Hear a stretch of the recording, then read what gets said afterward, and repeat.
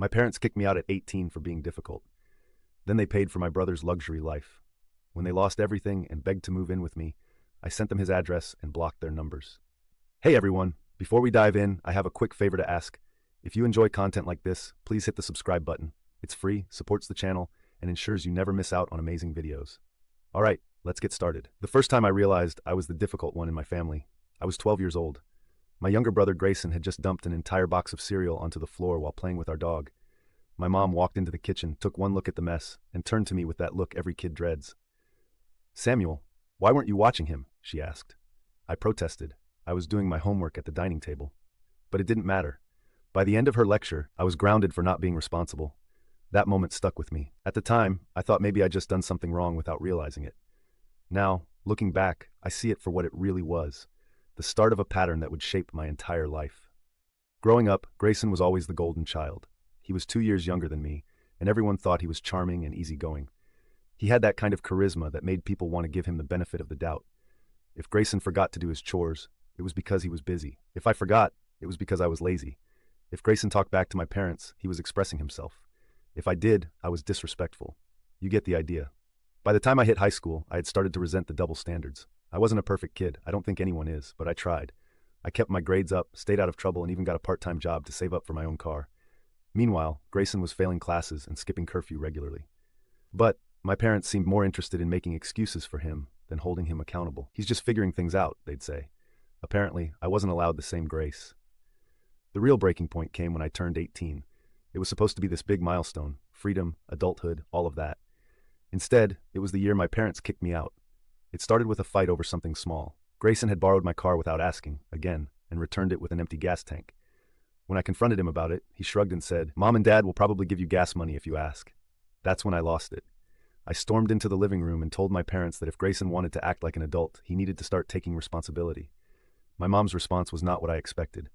"Samuel, you've been so difficult lately," she said, her voice full of that passive-aggressive calm that makes your stomach drop. "Maybe it's time you learned what it's like to live on your own." At first, I thought she was bluffing, but 2 weeks later, I came home from work to find a stack of boxes in my room and my dad standing there, arms crossed. "We've given you plenty of chances," he said. "You're 18 now. It's time for you to grow up." That was it. No discussion, no warning, just a one-way ticket out the door. I spent the next few weeks couch surfing at friends' houses while I scrambled to find a place of my own. I ended up in a tiny studio apartment with peeling wallpaper and a heater that barely worked. It wasn't much, but it was mine. Meanwhile, Grayson's life seemed to get even easier. My parents bought him a brand new car for his 16th birthday, and I later found out they were paying for his tutoring sessions, his new clothes, and even a vacation to Hawaii. They didn't even call me to check in. I wasn't angry exactly. I was numb. It was like they had made their choice, and it wasn't me. One moment stands out from that first year on my own. I was walking home from my second job, exhausted, when I passed a fancy restaurant downtown. Through the window, I saw my parents and Grayson sitting at a table, laughing and eating steaks. I don't know why it hit me so hard, but it did. I stood there on the sidewalk for a full minute, staring before I walked away. That's when I decided I wasn't going to let their rejection define me. If they didn't want me in their lives, fine. I'd build a life without them. It wasn't easy. I worked 2 jobs for years to make ends meet, saving every penny I could. I didn't have time for much of a social life, but I was okay with that. Every time I felt like giving up, I thought about that night outside the restaurant. I told myself I'd never be the one on the outside looking in again. Eventually, things started to get better. I got a promotion at work, found a nicer apartment, and even managed to pay off my car. By the time I turned 25, I had a steady job, a few close friends, and a life I was proud of. My parents were still a distant memory. And Grayson, well, he was living it up on their dime. I'd see his posts on social media sometimes, pictures of him lounging on a yacht or partying in Vegas. I never liked them, but I didn't block him either. I guess some part of me was still curious. Looking back, I can't say I regret how things turned out. My parents made their choice, and I made mine. But sometimes, late at night, I'd wonder if they ever thought about me, if they ever regretted what they'd done. I got my answer a few months ago when my mom sent me a text for the first time in years. It said, "We need to talk. It's important." I tried to tell myself I didn't care, that I was better off without them, but part of me still wondered, what did I do that was so unforgivable? Update. When my mom texted me out of the blue saying we need to talk, it's important, I didn't know how to react. I stared at my phone for a long time, wondering what she could possibly want after 7 years of radio silence. A part of me wanted to ignore it. I mean, what was the point? They'd made it clear where I stood in their lives, but curiosity got the better of me. I sent back a short plup, "What's going on?" and waited. Her reply came an hour later. "Can we talk in person?" It's about your dad and me. That's when I knew something was up. My mom wasn't the type to ask for anything unless she had to. She was proud, stubbornly so, and always acted like she had everything under control. The fact that she wanted to meet in person felt off. I agreed to meet her at a local diner the next day. I told myself I was just going for closure, not because I cared about their problems, but deep down, I think I was hoping for something. An apology, maybe, or even just an acknowledgement of how they treated me. When I walked into the diner, my mom was already sitting at a booth, nursing a cup of coffee. She looked older than I remembered. Her hair was streaked with gray, and there were deep lines around her eyes. For a second, I almost felt sorry for her. Then she looked up and smiled like nothing had ever happened. "Samuel," she said, standing to give me an awkward hug. "You look good." "Thanks," I said, sitting down across from her. "So what's this about?" She hesitated, glancing down at her coffee. "It's about your father and me, and Grayson." Of course it was about Grayson. It was always about Grayson. She launched into a long explanation about how their business had taken a hit over the past few years, something about bad investments, a shady business partner, and the market not being what it used to be. I zoned out halfway through, but the gist was clear. They were broke. Not just tight on money, broke. Selling their house broke. "And Grayson?" I asked, cutting her off. Her expression tightened. "He's struggling too. He got laid off last year, and he's been having a hard time finding work. Your father and I have been helping him out as much as we can, but with everything going on, we just don't have the resources anymore."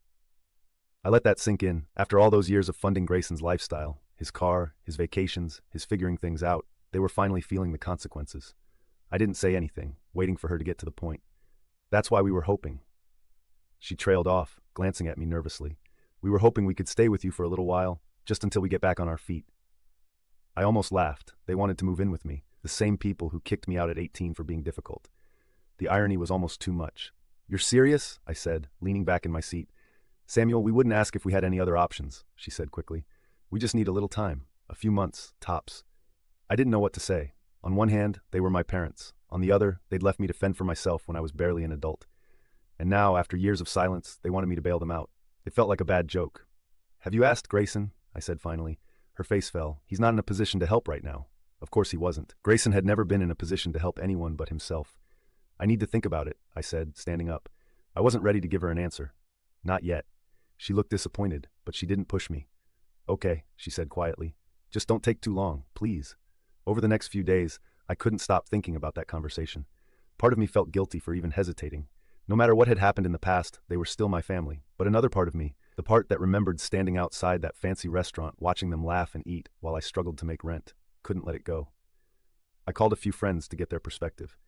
Most of them were supportive, but one friend, Leo, didn't hold back. "Dude, they didn't care about you when you needed help. Why should you care about them now?" he said. "You've built a life for yourself without them. Don't let them drag you down." He had a point, but it wasn't that simple. I couldn't just ignore them, could I? Then a few days later, I got a call from Grayson. It was the first time he'd reached out in years. "Hey Sam," he said, his voice unusually subdued.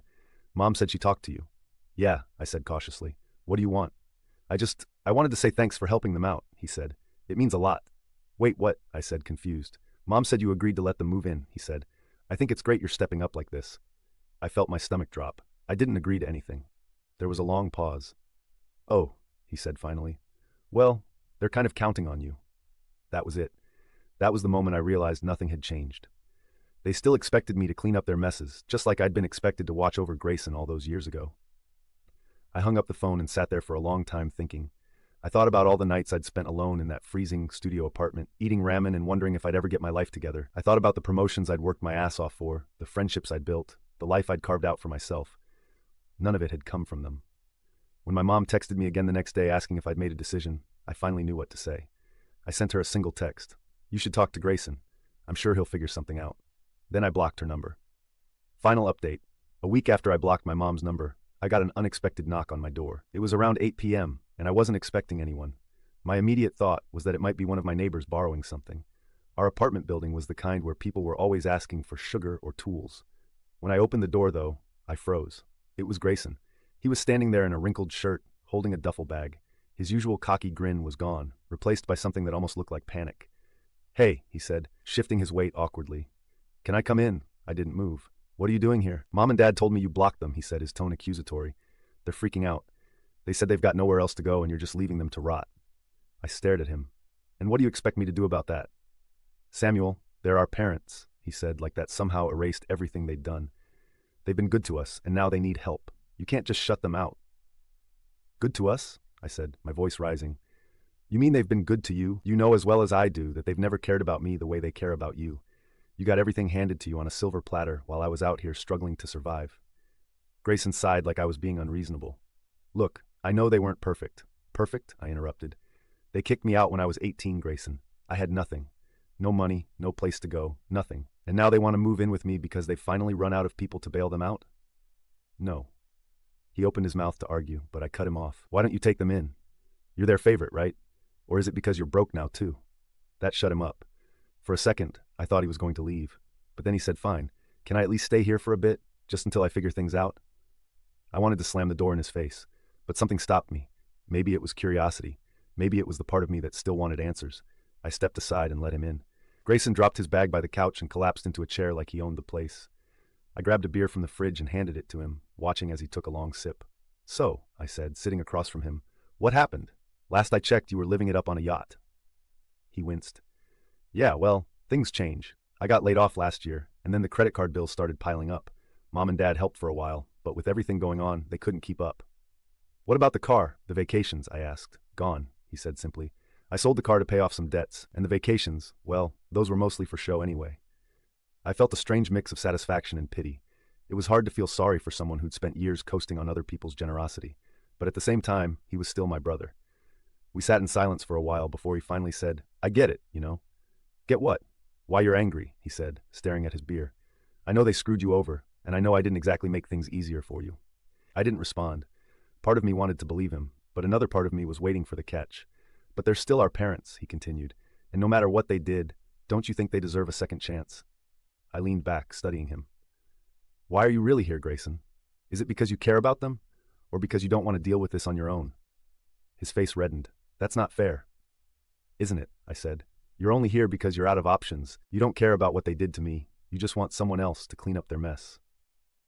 The conversation ended with him sulking on the couch while I went to bed, but I didn't sleep much that night.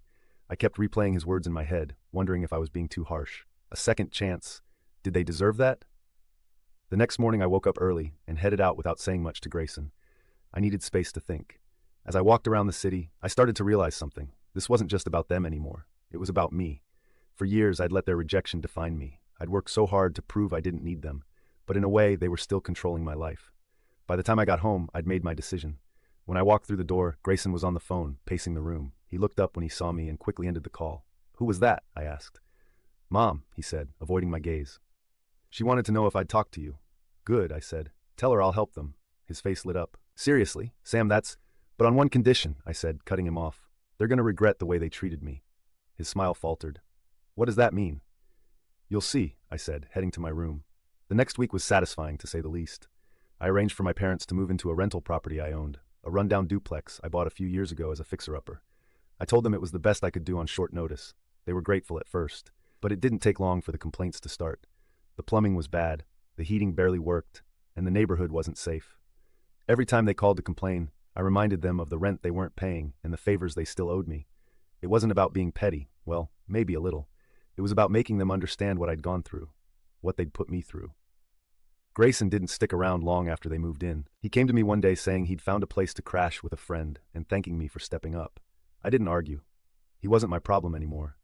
As for my parents, they're still there, learning what it's like to live without the safety net they took for granted. And me, I'm finally free.